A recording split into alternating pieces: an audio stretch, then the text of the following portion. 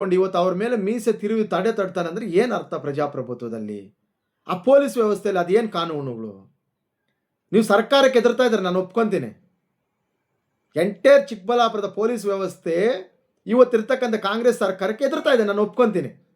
ನಿಮ್ಮ ಜೀವನದ ಮಟ್ಟದಲ್ಲಿ ಯೋಚನೆ ಮಾಡಿದ್ರೆ. ಆದರೆ ಈ ಮಟ್ಟಕ್ಕ ಸರ್ಕಾರನ ಎದುರಾಕೊಳ್ಳೋಕ್ಕಾಗಲ್ಲ ಪೊಲೀಸ್ ವ್ಯವಸ್ಥೆ. ಆಯ್ತಂತಂದ್ರು ನೀವು ಶಾಸಕರಿಗೆ ಏನು ಮಾಡಬೇಕಾಗಿತ್ತು? ನೀವೇ ಕರ್ಕೊಂಡೋಗಿ ಮನೆಗೆ ಬಿಡಬೇಕಾಗಿತ್ತು, ಇಲ್ಲಾಂದರೆ ಅವ್ರನ್ನ ಹೊರಗಡೆ ಕರ್ಕೊಂಬರ್ಬಾರ್ದಾಗಿತ್ತಲ್ವಾ? ರೋಡ್ ಶೋ ಮಾಡಿಸೋದು ಯಾಕೆ ನೀವು ಅಂತಕ್ಕಂಥ ವಿಚಾರವನ್ನು ಇಂಟೆನ್ಷನ್ ಏನಾದ್ರು ಇದ್ದರೆ ಅದನ್ನು ತಿಳಿಸ್ಕೊಡೋ ಕಾರ್ಯಕ್ರಮ ಕೆಲಸ ಮಾಡ್ತೀನಿ ಇದರಲ್ಲಿ. ಅಂದರೆ ಏನು ಇರ್ಬೋದು ಅವ್ರನ್ನ ರೋಡ್ ಶೋ ಮಾಡಿಸ್ಲಿಕ್ಕೆ?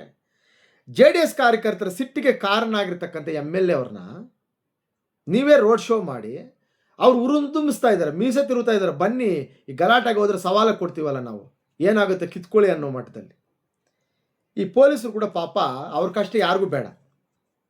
ಯಾಕೆಂದರೆ ಈ ಸ್ವಯಂ ಪ್ರೇರಿತವಾಗಿ ದೂರನ್ನು ದಾಖಲೆ ಮಾಡ್ಕೊಂಡಿದ್ದಾರೆ ಪೊಲೀಸರು. ಏನಂತ MLA ಮೇಲೆ ಇಲ್ಲ ಸ್ವಯಂ ಪ್ರೇರಿತವಾಗಿ ದಾಖಲೆ. ಅವರ ಹೆಸರನ್ನು ಕೂಡ A1ಗೆ ಸೇರಿಸಬೇಕಾಗಿತ್ತು ಆ FIR ಅಲ್ಲಿ, ಆ ಕಂಪ್ಲೇಂಟಲ್ಲಿ. ಶಾಸಕ ಮಾನ್ಯ ಪ್ರದೀಪ್ ಈಶ್ವರ್ ಅವರ ಹೆಸರನ್ನು A1ಗೆ ಸೇರಿಸಬೇಕಾಗಿತ್ತು. ಪೊಲೀಸವರು ಆ ಕೆಲಸ ಮಾಡಿಲ್ಲ. ಇವ್ರಿಗೆ ಸಿಕ್ಕದವ್ರ ಮೇಲೆ ಕೇಸ್ಗಳು ಯಾಕೆ ಅಂತ ಕೊಟ್ಟಿಲ್ಲ ಕೆಲಸಗಳು. ಕಾನೂನು ವ್ಯವಸ್ಥೆಯನ್ನು ಕಾಪಾಡಿ ಅಂತಂದರೆ ಅದನ್ನು ದಿಕ್ಕು ತಪ್ಪಿಸ್ತಕ್ಕಂಥ ಕೆಲಸ ಅವರು ಚೆನ್ನಾಗೇ ಮಾಡ್ತಾರೆ.